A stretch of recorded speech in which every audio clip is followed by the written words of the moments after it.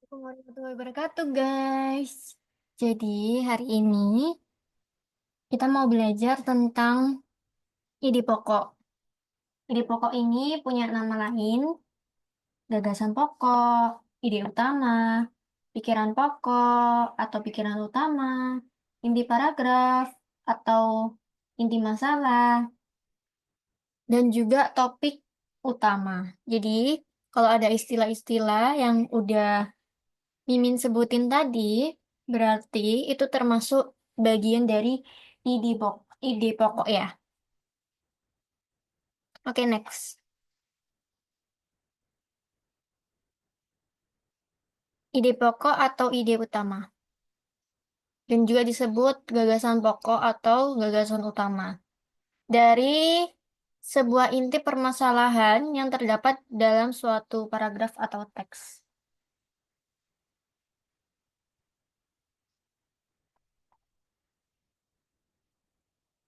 Jadi, intinya, gagasan utama atau ide pokok itu hasil pemikiran utama dalam sebuah paragraf.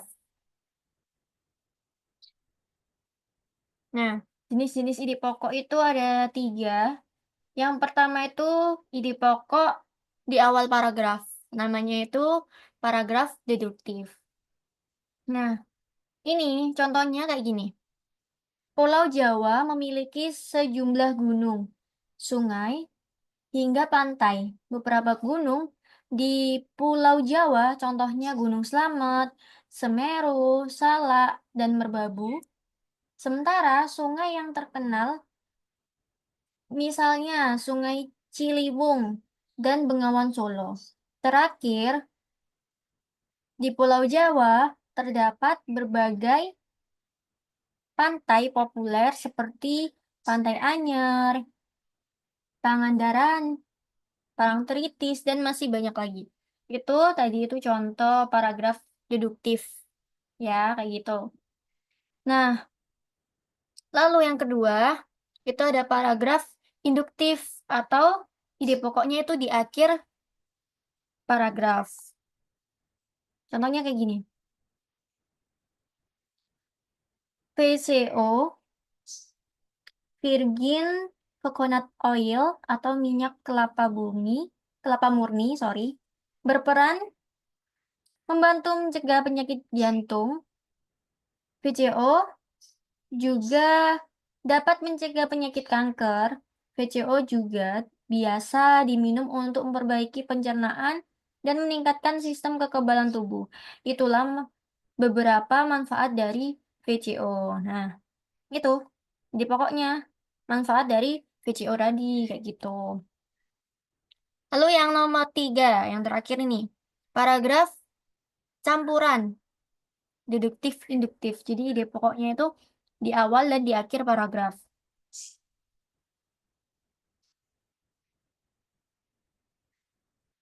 Contohnya kayak gini.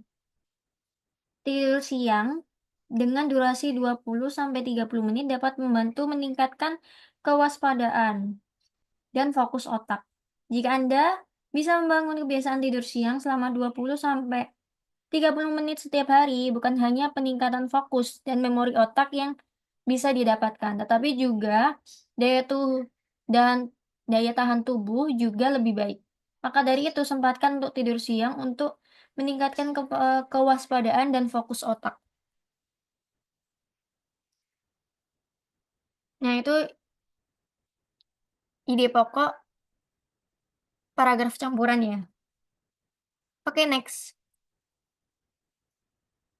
Nah, ciri ide pokok. Cirinya itu ada 6 ya.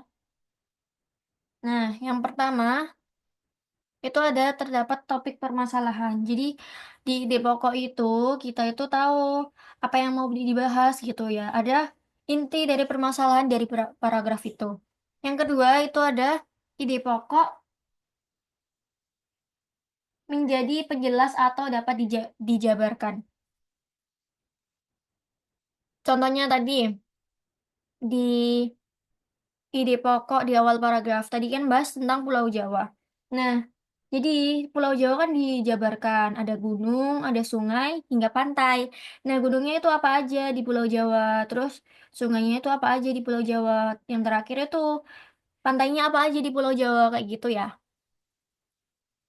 Lalu diikuti kalimat penjelas. Jadi kalimat penjelas itu ya penjelasan dari awal paragraf tadi. Tadi kan yang ide pokok di awal paragraf itu bahas tentang Pulau Jawa memiliki sejumlah gunung, sungai, hingga pantai. Nah, kalimat penjelasnya itu dari beberapa gunung di Pulau Jawa. Itu ada apa aja? Contohnya kayak Semeru, Salak, Merbabu, dan Gunung Slamet, kayak gitu ya. Nah, terus di sini juga dapat berdiri sendiri karena kalimat lengkap. Kenapa Kenapa ide pokok itu disebut kalimat lengkap? Contohnya, yang tadi udah kita bahas berkali-kali, ide pokok di awal paragraf itu Pulau Jawa memiliki sejumlah gunung, sungai, hingga pantai. Nah, itu kalimatnya itu lengkap berdiri sendiri. Jadi udah ada subjek, predikat, objek, sama keterangan juga ya, kayak gitu ya. Lalu, memiliki makna yang jelas. Ya, jadi nggak ambigu. Terus yang terakhir ini biasanya juga merupakan kesimpulan paragraf. Nah, ide pokok itu juga termasuk kesimpulan paragraf. Jadi, keseluruhan paragraf ini bahas tentang apa, kayak gitu ya. Nah, ini bentar ya. Ini jangan dilihat ya, diambilkan aja. Cara menentukan ide pokok. Yang pertama, baca teks paragraf dengan teliti. Jadi, usahakan kalau kita baca, itu dari paragraf pertama, itu awal ya, kita teliti bacanya. Jangan sampai ada yang terlewat, kayak gitu. Yang kedua, fokus pada kalimat pertama, kedua, dan terakhir. Jadi kalau kita ada 5 paragraf nih. Nah, kita paragraf pertama kita harus fokus sama kalimat pertama, terus kalimat kedua sama kalimat terakhir. Jadi kalimat ketiga, keempat, kelima, keenam itu jangan dilihat ya, kayak gitu ya. Pokoknya fokus sama kalimat pertama, kedua, dan terakhir gitu. Nah, perhatikan kalimat kedua, apabila ada salah satu kata di bawah ini, contohnya itu ada kata inti dalam kalimat pertama yang diulang. Contohnya apa? Kata intinya yang diulang. Semisal tadi VCO. VCO itu Virgin Coconut Oil atau minyak kelapa murni. Nah, itu berperan membantu mencegah penyakit jantung. Nah, ada kata inti lagi, VCO juga dapat mencegah penyakit kanker. Nah, kayak gitu ya. Nah, terus itu diulang dalam kalimat pertama yang diulang. Lalu ada kata ganti itu kayak dia atau iya, mereka dan lain-lain ya. Nah, terus ada kata rujukan. Kata rujukan itu contohnya kata ini, kata itu, tersebut, dan sebagainya ya. Lalu yang terakhir, itu ada jika pada kalimat terakhir ada kesimpulan dengan demikian, maka dari itu, jadi oleh karena itu, atau kalimatnya merupakan pernyataan umum. Berarti ide pokoknya pada kalimat akhir. Nah, jadi contohnya kayak paragraf induktif tadi ya, kayak gitu. Nah, ini catatan. Terakhir, perhatikan kalimat awal dan akhir paragraf. Apa, apabila inti kalimatnya sama, berarti ide pokoknya berada di awal dan akhir paragraf. Jadi ini campuran.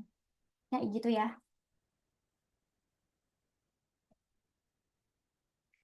Oke, good luck. Terima kasih. Semoga bermanfaat. Salam sukses PTKIN.